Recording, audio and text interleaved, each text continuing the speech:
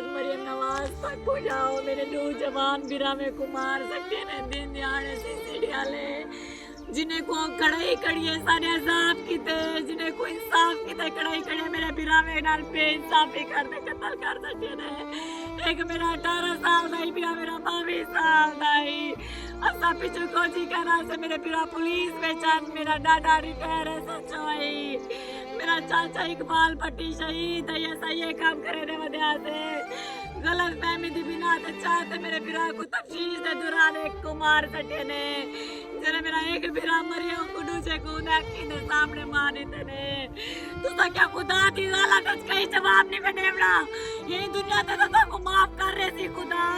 اگلے دنیا کو کیوے معاف آنتی سو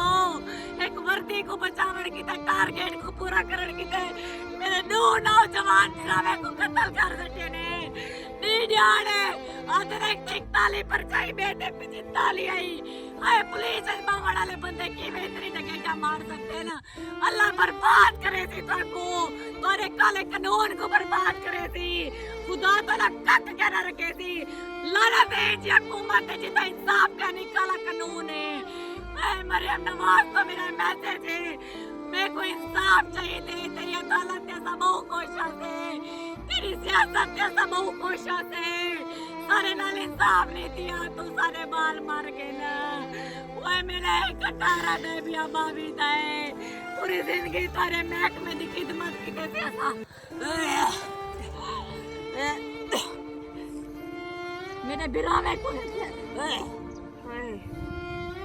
میرے برامے کو انصاف جو